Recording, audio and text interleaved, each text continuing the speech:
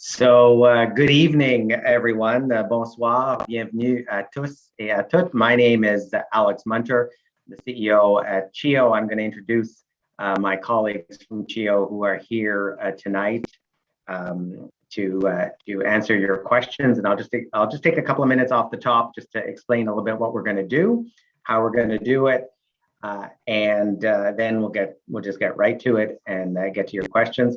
We do at CHEO always start any important gatherings, and this is an important gathering, to acknowledge, of course, that Ottawa is located on and built on, CHEO is built on the unceded territory of the Algonquin Anishinaabe people, who have been the stewards of this land since time immemorial. And we honor and acknowledge them, just as we honor and acknowledge all Inuit, First Nations, and Métis people. So let me just talk to you a little bit about what we're going to do here tonight. We all know parenting is a difficult job. It's a hard job at the best of times. It's a hard job in a pandemic. It's an even harder job 22 months into the pandemic. It's really challenging for all parents, and it's especially challenging and for families that have children who have special needs, medical complexity, chronic condition, disability. Certainly we've been hearing a lot from you, and we know that this is just really hard. And so our goal here tonight is not to tell you what to do or tell you what to think. Our goal here is just to answer your questions, provide you information. You all need to make decisions for your child's well-being, to trying to access services. And so we're just going to go through as many questions as we can. Now, here's the thing. We got a lot of questions. Like somebody just sent 8 questions in. So good for you. Very enterprising. But we probably have more questions than we can answer. So what I'm going to try to do is group questions together. A lot of them are very similar and touching on the same issues. We are going to then put an audio recording of this town hall online, and we're going to turn the questions into an FAQ so that the information is available again online for everybody. La session ce soir se déroulera principalement en anglais. On a la capacité de répondre aux questions en français, et je constate que la FAQ sur notre site web sera dans les 2 langues. Donc, les réponses seront disponibles en français aussi après la séance. And then the last thing I'll say before I introduce our guests is Zoom does limit how many people can gather in a Zoom room. And so we are live streaming as well on the CHEO YouTube channel. So if you have friends that are trying to get on and can't, please redirect them there. All the information is on the CHEO website. So without further ado, I'd like to introduce the folks we have with us. I'd like to thank all of them. They have been working all out over the holidays and long before the holidays. They are true champions for children, and we're really grateful that they're spending time with us tonight. Dr. Nisha Thampi, who is the pediatric infectious disease physician and the medical director at CHEO for infection prevention and control. Dr. Toby Odsent, who is a pediatric consultant and very involved in our medical training program. Dr. Anne Pham Huey, a pediatric infectious disease physician at CHEO and also a member of the National Advisory Committee on Immunization, NACI. Dr. Nathalie Major, who is the medical director of CHEO's complex care medical program. Jennifer Prue, our director of integrated care delivery. So that's many of the community services like home care and school services that CHEO delivers. Dr. Donna Johnston, the chief of the Division of Hematology Oncology. Monique Lully, vice president of child development and community services. Dr. Jean-Philippe Bacani, the chief of surgery for CHEO. Dr. Allison Kennedy, who's a child psychologist and clinical lead for crisis services at CHEO and at the Youth Services Bureau jointly. And then Dave Murphy, who is our Director of Mental Health and Addictions. And so what I'll do is I'll direct questions to them. We have a mix of questions that have come in advance. Feel free to submit your questions in the chat. And as we go, we will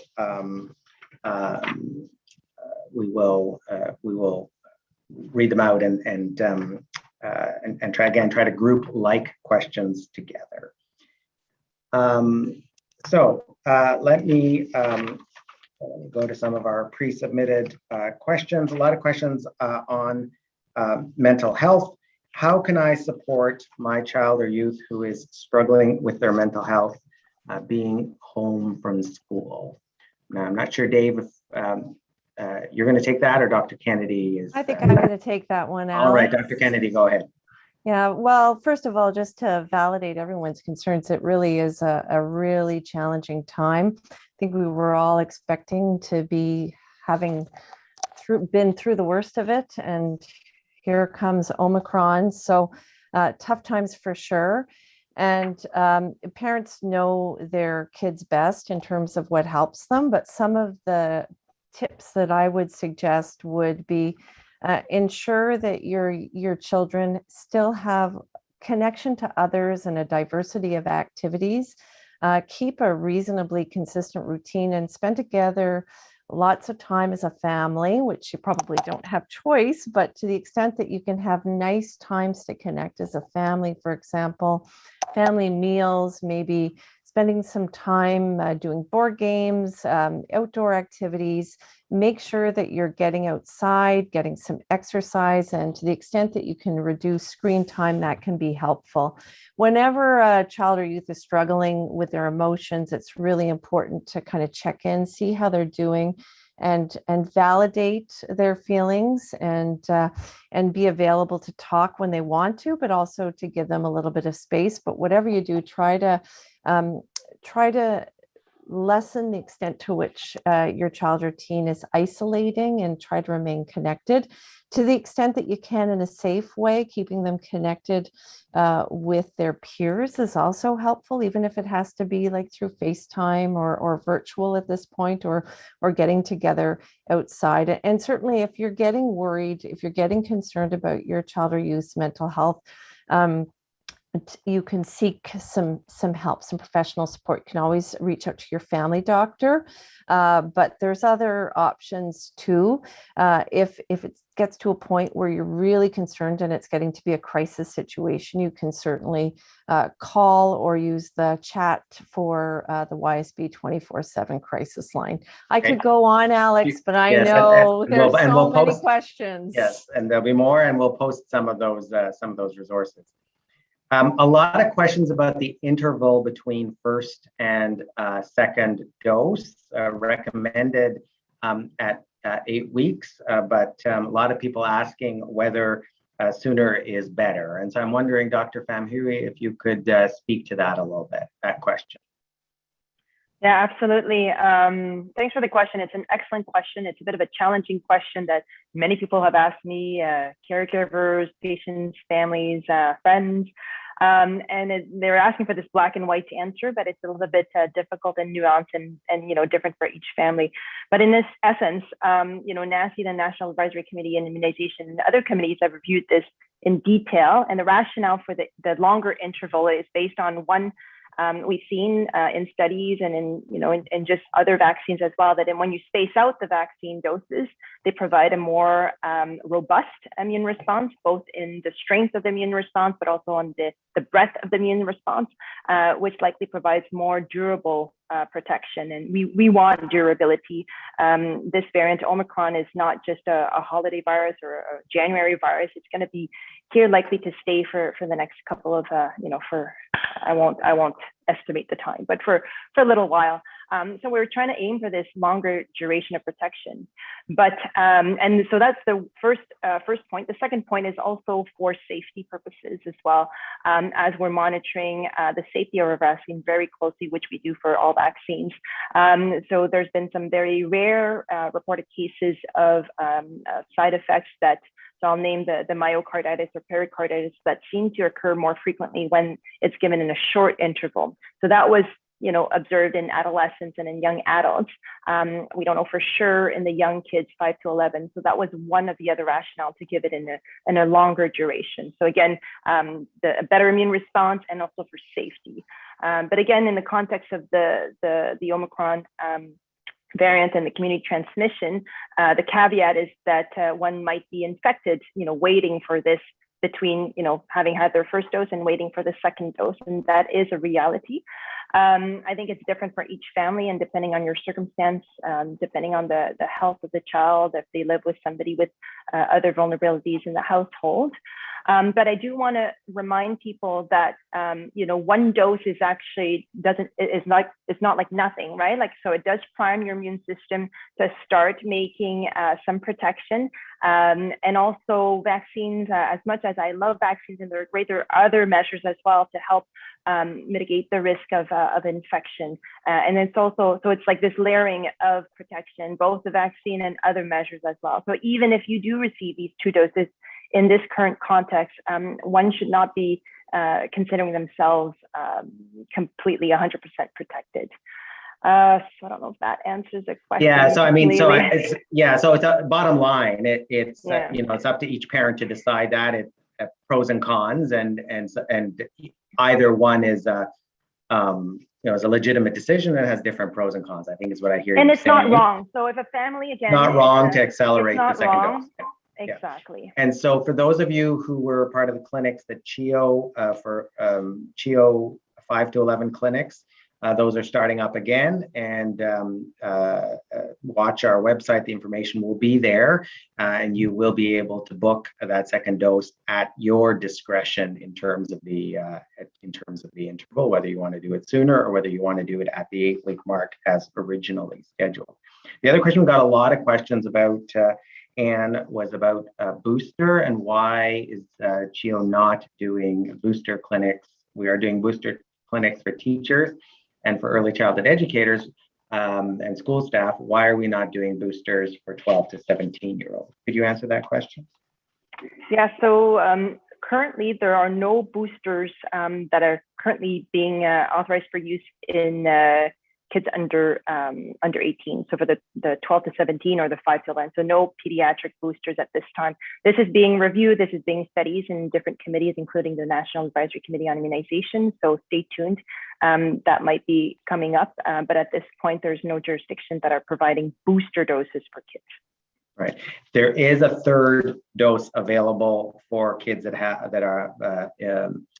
are immunocompromised and that may have a clinical a reason for the third dose, though, right? And exactly. So just to distinguish, because it sounds like the same, but a third dose and a booster dose is not exactly the same thing. So there are some children that have an immunocompromising condition, or they're on drugs that might weaken their immune system, that may not be able to mount a good response or with their first and second dose. And so those kids, and there's a specific list, should receive a third dose as part of their primary series, like their initial original series.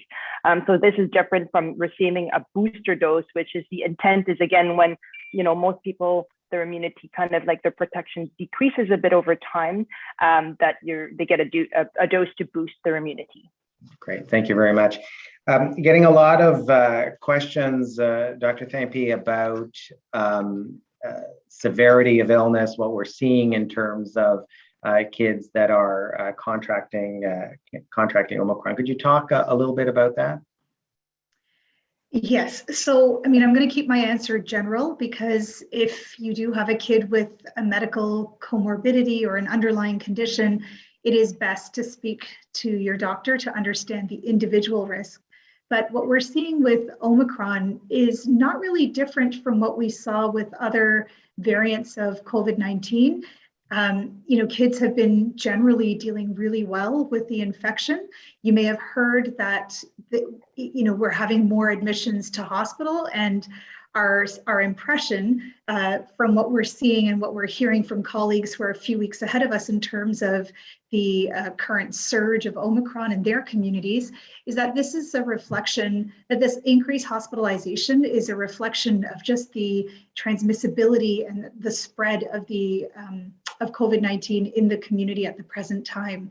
Most of the kids who are in our hospital with a positive COVID test are not admitted because of a COVID-related illness, and they still have access to the services that they need to be cared for and to get better and go home. There are some kids who are admitted because of COVID-related illnesses, fewer than those who are admitted for other reasons. And most of these kids have had short stays in the hospital. I do want to point out that you may have heard, we are seeing young babies admitted with COVID, and their moms have not yet received their COVID vaccine. So, as we see more infection spread in the community, it's no surprise that COVID is reaching the most vulnerable members of the household and unvaccinated adults.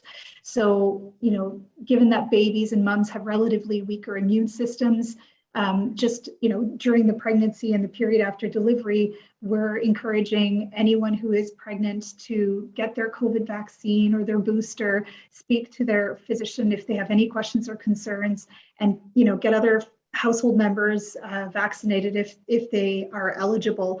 And this not only goes to COVID-19, but also to the other vaccines that are recommended in pregnancy, because we are still seeing a little bit of pertussis, and flu is just around the corner. So we'd like to be able to help babies get through that too, and their mothers. Okay, thank you. And while we have you, Dr. Thampi, quite a number of questions about visiting CHEO itself, going to the main site, whether it's the emergency department or a clinic appointment, is it safe? What are the measures? And I know you've been leading the work right from the get-go in terms of all the many layers of protection, but maybe it'd be worth for folks that are asking about the premises themselves, talk a little bit about what we're doing at CHEO to keep CHEO safe as possible. So even before the pandemic, but certainly underscored during the pandemic, our priority has been the safety and comfort of families, children, and staff in the hospital. And so we have, as has been, the term has already been used before, we have multiple layers of measures that we put in place in the hospital to ensure that people feel safe and that they are safe. And so even before coming into the hospital, we have a symptom-based screening questionnaire that we ask families and staff to fill out. And it's not just about symptoms, but it's about exposures and travel, when travel was more relevant than it's been during this last little bit of time.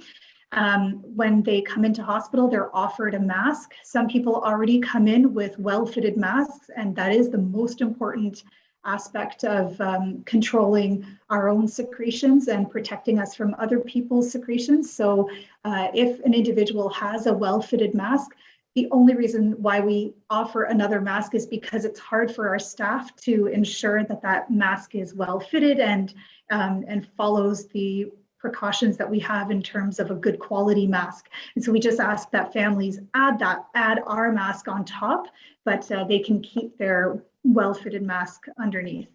And then when they come through, even if they are, I have to mention that even if an individual is COVID positive, whether it's the patient or the parent that they have to come in with, we do aim to provide care in person as it's necessary. We will offer a virtual appointment if necessary, but we really do try to keep that quality of care and accessibility to timely care as best as we can through other measures that are in place. Alex, I don't think you want me to go through all of the protocols, but we have different, like I said, multiple layers, whether it's multiple layers, and maybe there's a couple that people are specifically asking about, it'd be worth addressing. So ventilation is one, and the other is N95 masks, which we do employ in clinical areas, and maybe you could speak to those. Yes, thank you. So in terms of staff, in terms of patients who have suspected or confirmed COVID-19, they're cared for in, all our patient rooms are well ventilated. They meet or exceed the standards that are set out for hospital control measures. And the staff are wearing fit, tested, seal checked N95 respirators. And that is both for not just for source control on their part, but also for protection from the patient, as well as eye protection and gowns and gloves. And this, again, the key here is the fit of the mask. And yeah. Great. Thank you. And I'll give you a break in a minute, but generating lots of questions. Of course, and that is your comment about infants. And so are babies under 12 at greater risk, and should therefore parents really try to limit contact, particularly with unvaccinated people, but I guess contact generally for infants? Yeah, this is the easiest answer is yes. Please do limit your contacts at the present time. I think some parents will hear that and say, well, I've been limiting it for so long, and I would really value another support person to help me care for this child. And I'm not going to deny that, the importance of that in the parents and the child's well-being and the infant's well-being.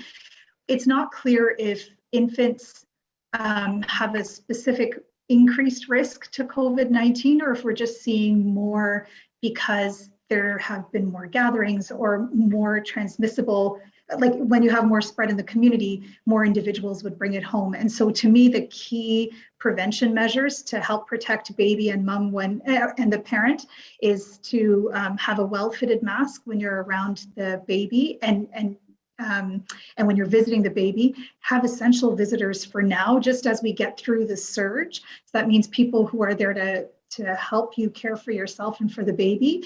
Maybe hold off on the gatherings to introduce baby to the community, and ensure that every eligible member of the household is vaccinated. Yeah, thank you. And of course, and as you say, we all recognize that that's hard, that's not easy for most people, and especially not easy after 22 months.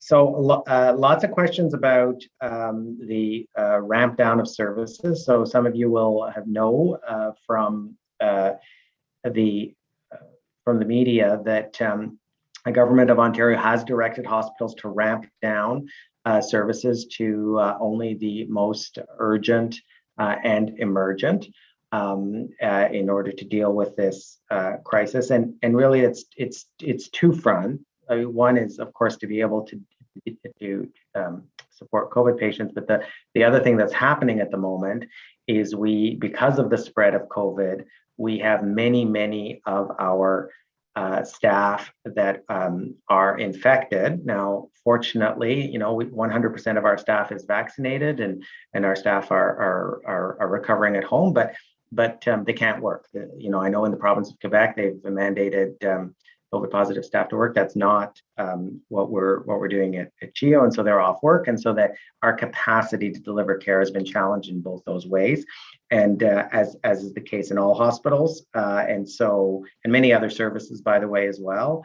And so that's part of the story behind the ramp down. Now, Dr. Vicani, we've had a couple of questions of people saying that their child's appointment has been postponed. They don't think should have been, that they do think it's actually urgent and necessary now. So what should they do? And if you're a parent in that circumstance, what should you do? Yeah, so thanks, Alex. So if your child's appointment was canceled and you still feel that they need to be seen, remember that CHEO is still open. So you can call the clinic where the appointment was, and there are clerks who are there, and the nurses are still working, answering the lines as they typically would. And physicians are still triaging consults and will be answering the questions of nurses. And there's still a small volume of clinics occurring. So please call us and we will reassess the child's situation. And if needed, we will see the child in a timely fashion. And another question kind of related to that is, is a virtual appointment an alternative to perhaps postponing? Absolutely, Alex. So if there's been a temporary postponement of the appointment, when our team calls or emails you to rebook that appointment, please tell them that your preference would be to be seen virtually, and that will be taken care of, and we'll be happy to do that appointment virtually. And most clinics have a virtual possibility for their services. Great, thank you. We did get a lot of questions about access to care from kids for kids that are having a febrile respiratory illness. So could be COVID, and at the moment there's good odds it is COVID, but it could be something else as well, and they're not able to see their doctor. What are the other options? So please check the CHEO website. We do have we've set up a clinic at the Brewer Testing Center that has availability for in-person assessment and care, as well as a clinic that's been opened in Orleans for that purpose as well. But there is information from the on the CHEO website about those alternatives. We are getting a few questions that are very, very specific about your child and your child's specific medical issues, and so we're not really able to answer them in this venue, and would ask you to follow up with your care provider. Jennifer Prue, our Director of Integrated Care, there are a number of people joining us this evening who do get care at home. Their children are eligible for home care services, and they're a little nervous about that, given everything that's going on, and would like to know what's been done to ensure that home care staff that are going to their home are as safe as possible. Absolutely. Thanks, Alex, and thanks to everyone for joining us this evening. So want to reassure all of the families whose children or youth are receiving home care services that all of the home care staff that are caring for your child at home or at school are required to be vaccinated for COVID.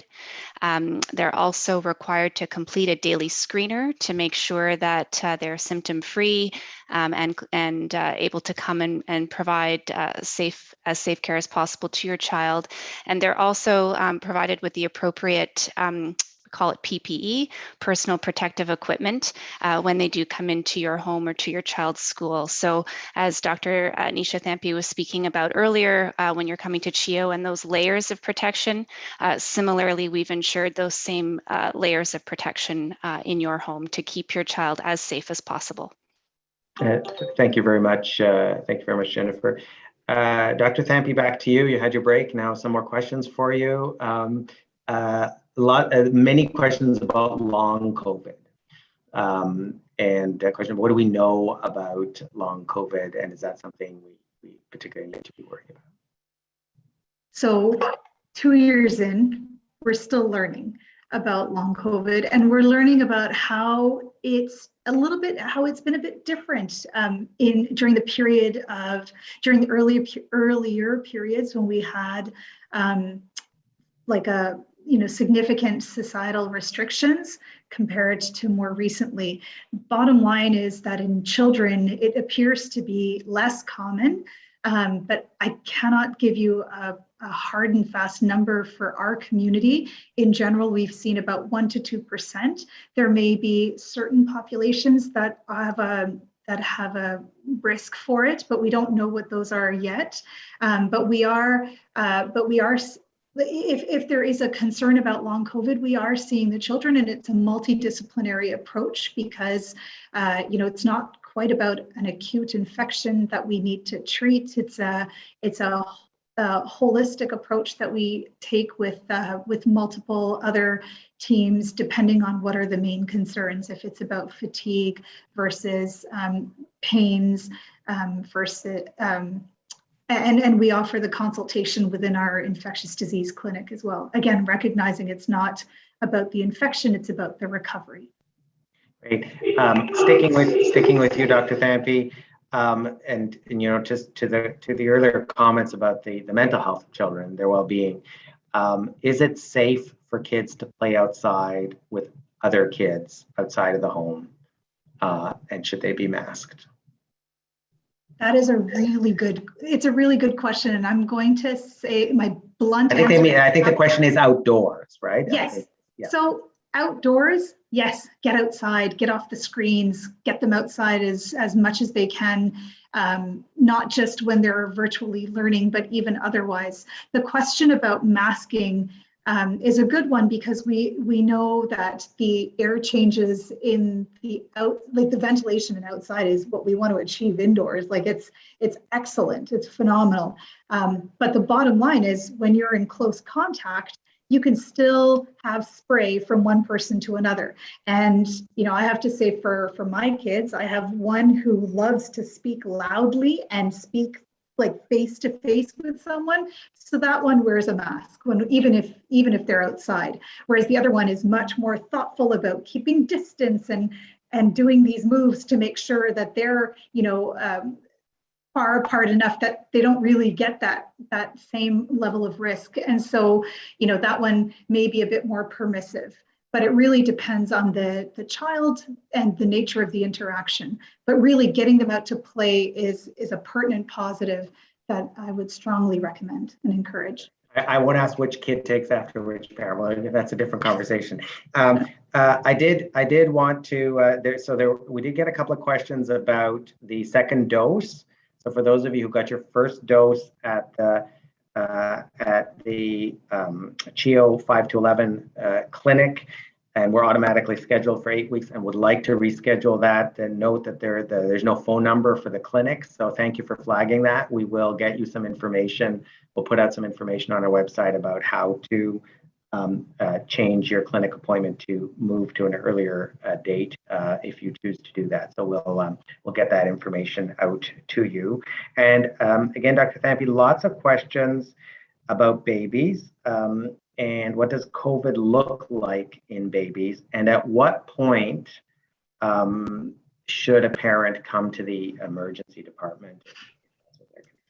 So for babies under a month, and maybe up to 3 months, depending on how they look, when we see a fever in a baby who's very young, like certainly under a month, we recommend that they come to the hospital. And that's because babies don't really tell us where their infection is and what their infection is. So it could be bacterial, or it could be due to a bacteria or to virus. So that's why we encourage kids under a month to come to hospital when they have a fever.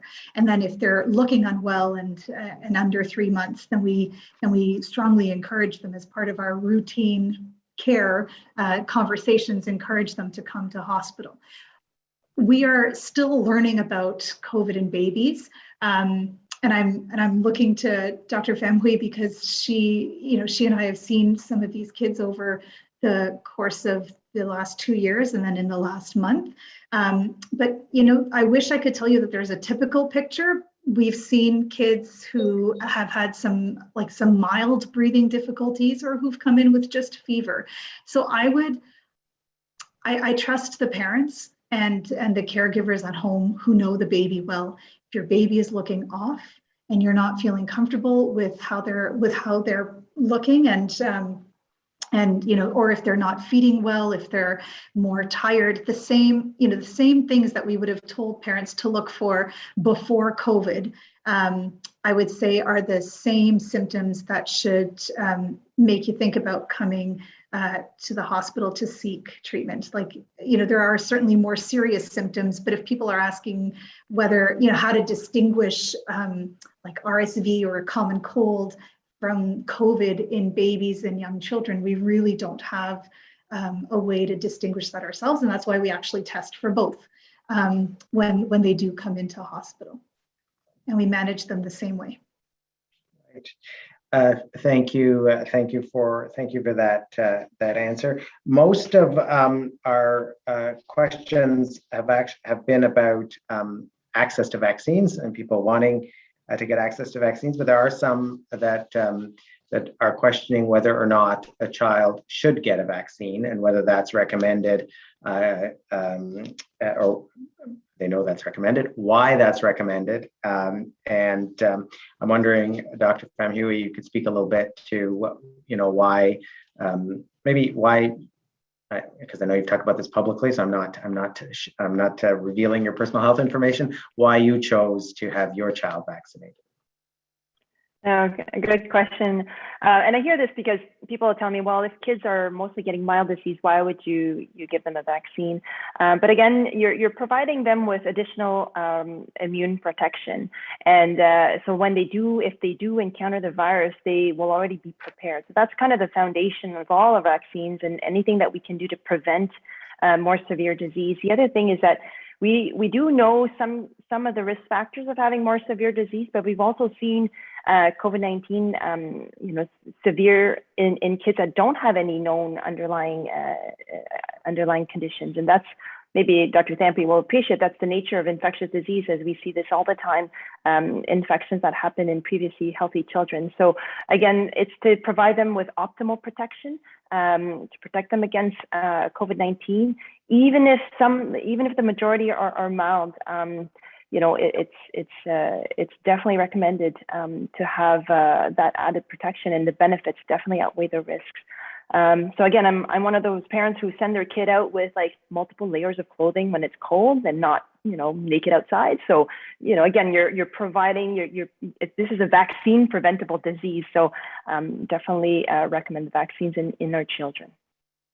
Lots and lots and lots of questions about schools, and a lot of questions about government policy with regard to schools. So we're not responsible for those decisions, and they are changing. So I just saw today, for example, an extension of the N95 mask distribution to include childcare centers, and so there are a number of measures being taken, and certainly at CHEO we have been advocating for many things as it relates to schools, but that most recently would include boosters for teachers and education staff, and also access to testing for symptomatic staff and students. But one of the questions, Dr. Thampi, is about contact tracing, because we now know, of course, that if we're having 1,000 cases a day or more in Ottawa, there just aren't enough people to be able to do the contact tracing of the 10 or 20 people that each of those 1,000 individuals might have been in contact with. And so it's not likely that contact tracing will be possible in most venues. We are still doing it of course, as it relates to CHEO services. But can you address that question? If schools stop contact tracing, how will we know if our children are safe in school and need to be isolated? That is a really tough question for me to answer, when I also know that there is guidance forthcoming from the province about case and contact management and contact tracing for schools. I haven't seen the guidance, so I'm also looking to hear about what are going to be additional measures in the absence of tracing. I have to say that, when we talk about public health measures or infection prevention and control measures, there's not one measure that is all or nothing and makes the difference in reducing the risk. It's the combination of measures in and out of schools or other settings that will actually make the difference. And so when I think about tracing, it is a helpful tool, but it is a tool.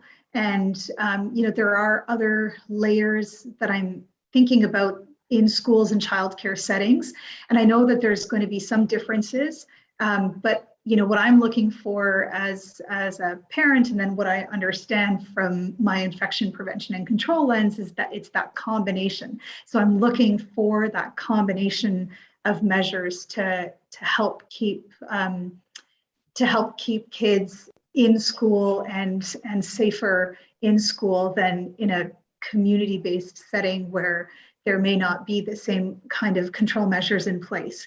So, these include individuals staying at home when they're sick or when they've been exposed. And I know that's going to be challenging to know when you have been exposed, when testing is substantially restricted. Wearing that well-fitted mask to control your own droplets and to protect from other people's droplets. Keeping some distance, as is the case, especially in older classrooms. The air quality in the room.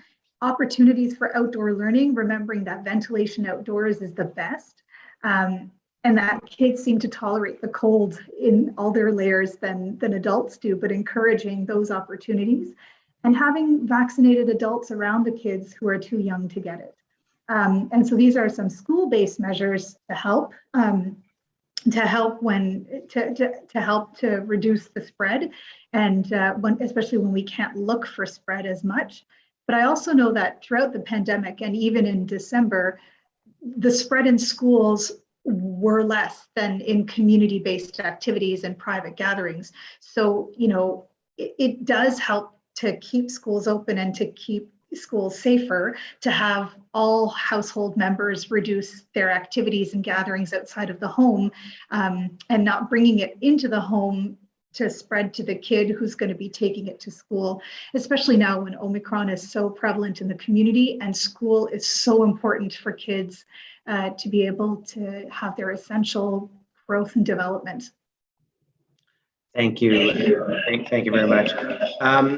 Quite a number of questions about mental health and support for mental health, and kind of maybe honing in on a few about access to care at CHEO and CHEO-based services, both in terms of what's the current capacity, as well as the concern from one parent that their child's appointment, which is in a few months, might be canceled as a result of the ramp down. So I'm wondering, Dave Murphy, Director of Mental Health and Addictions at CHEO, if you could perhaps address the issue of access to mental health care services at CHEO and beyond CHEO too. Sure, Alex, thank you for that.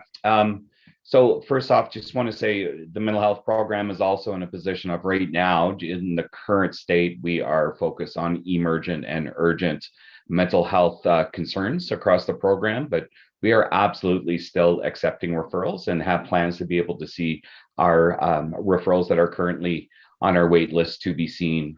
Important to know that CHEO alone, no program alone within our region has the capacity to see the demand currently in mental health. So that's why we really look to increasing our capacity through a program that we have called One Call, One Click. That's under our Kids Come First initiative that allows for a coordination of more than 20 different mental health agencies and addictions agencies to really make it a one-stop shop for all parents, caregivers, youth themselves, to make a referral so that this team can actually do some service matching across all of our programs in our Eastern Ontario, so that we can do both service matching, but also increasing our capacity to really meet the needs as timely as we can. So very much encourage any of you that are struggling with your child and youth mental health, with your children, even questions for yourself, very much encourage you to access the onecallonclick.ca, and we can forward that information out for you to access so that you can speak to someone and we could take a look at matching a treatment with your child. Thank you. Thank you. Lots of questions about rapid tests versus PCR, access to those, and again, the rules around who's eligible for access to testing is, that's not a CHEO determination. Those rules are set by by the provincial government. We have heard this week that there's a very significant shipment of rapid tests coming to Canada and then Ontario, and we're hopeful that those will be used as well to broaden access to testing in schools. But in terms of the, I know there is confusion about that and confusion about access, and we're also kind of staying tuned and looking for that information. I'm just again trying to make sure that we cover the most common questions. There's quite a bit about daycare and disappointment that childcare has not received the same kind of maybe attention and focus in terms of policy, and I hear you on that. Certainly, we're pleased to hear that some of the additional measures for school are now also being extended to childcare, like the N95 masking, but recognize, of course, that childcare staff are working with a group of unvaccinated, unmasked children, and that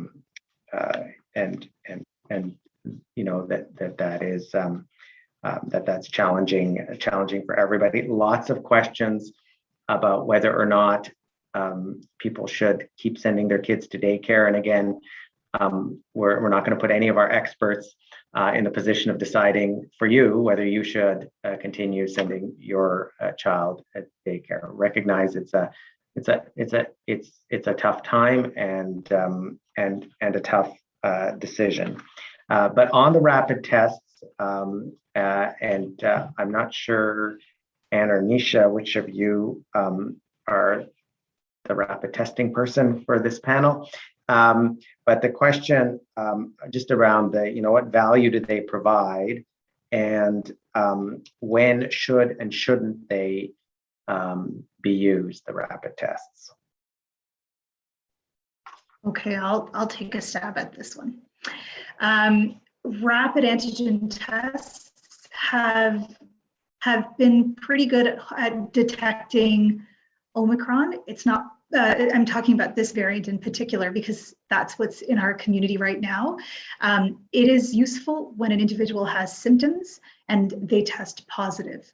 It is not useful if it is negative in the individual who has symptoms and in the individual who doesn't have symptoms, because we are seeing so much spread of COVID-19. If the test is negative but the symptoms are there, I would the recommendation actually is to still assume that it is COVID-19 and self-isolate. There, under certain circumstances where rapid tests may be available, more readily available to the individual, they can test again in 24 hours. But really, I have found it most useful when it is positive. And in the few circumstances where we've been able to access them and to use them, they have been helpful as a red light, meaning when they're positive, it's like stop whatever you're doing and follow the isolation approach. But if it's negative, it's not a green light to remove any of those other layers of protection. It's to still be cautious because it may be undetected COVID-19. All right, and back to the babies. Lots of questions about babies. My wife and I recently had our first child, wondering how much protection against Omicron from the booster shot.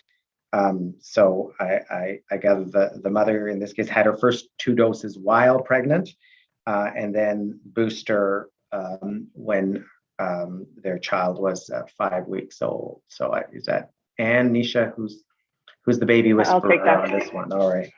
I am not a baby whisperer, but I'll talk about the vaccines. First, I want to, thank and congratulate to having received the vaccines during pregnancy, because that's the most effective way of providing actual potential protection to the baby because of the transfer of antibodies during pregnancy. And that's been shown, it's been reported, it's been documented. And so if it's given in the pregnancy, the baby will get fairly high levels of antibodies that will likely be able to give some degree of protection over the first few months of life. There's also some studies showing that if the mom is breastfeeding, that there are some antibodies that are detected in the breast milk. So not as much as in utero, so it's like a bonus. And so she receives a booster dose while breastfeeding, for example, that may provide, again, a little initial boost of antibodies that might be reflected in the breast milk. But again, some degree of protection. It's hard to say the exact amount of protection. And I give the same advice that I've been given to any new parent of newborns, even pre-pandemic. It's babies are a bit more vulnerable. They have a developing immune system. They have small airways. They breathe only from their nose, so a bit of secretion. Any infection in a newborn or a small infant can be more serious. And maybe some parents on this call tonight have experienced influenza in their babies or RSV in their babies. It's not. It can be a pretty challenging time and severe infections in young infants. So same goes for COVID-19. So I hope that answers that question. Thank you. And there have also been a number of questions. So I think we've been kind of going quickly and talking about boosters and second doses and so on. And just to clarify again, boosters are not available. They've not been approved for children or youth. That's correct? Correct. There's a small subset of healthcare providers that are 16 and 17-year-old or First Nations that could be eligible, but it's a small subset at this time. This might change in the coming weeks as different committees are studying and potentially providing more recognitions. Right. But at the moment, no booster shots. At the moment, no booster shots. Right. And we've talked about the second dose for those in the CHEO clinics and scheduling those, and we'll have that information on how to change your appointment if you want to move it sooner on the website. Lots of questions tonight as well before we wrap up about the emergency department and emergency care. Is CHEO overloaded? Is CHEO available? So just to reassure you, first of all, that of course the emergency department is always there for you. The patients who arrive are triaged on the basis of acuity and on the basis of how seriously ill they are. And so when it's really busy, as it has been certainly leading up to and around Christmas, the waits do get very long, and so we apologize for that. There've been very, very high volumes in the emergency department, but the care is always available for you there. And if you have a sick child in an emergency situation, you need to come to the emergency department, and our very skilled staff will be available for you there. I think we've covered most of the themes. A lot of the questions are. Let me just look. A lot of the questions are kind of versions, kind of similar questions that we've tried to group together. We will it's all coming in very fast and furious. So we're catching them, but if not, we will try to summarize and turn this into an FAQ, frequently asked questions, that will be posted dans les deux langues officielles on the CHEO website in coming days. Many thanks to our communications team that's worked so hard to set up this town hall, and as well to support it with the materials that they will be posting before and after, and some good advice and some good suggestions just in terms of information that needs to go out. So we will follow up on those. Let me close by thanking our experts, our physicians, our clinicians, our administrative leaders for joining us tonight. We have such an amazing team. It's hard for me to just convey to you the dedication of these people and all of the people at CHEO are responding. They are tired. They, like you, have been through a lot over the last 22 months. It's been tiring, but they're determined and we're committed, and we're here for you and your family. So thank you to all of our guest experts for joining us this evening. Thank you to parents and caregivers for signing on, for your questions, and we will continue to be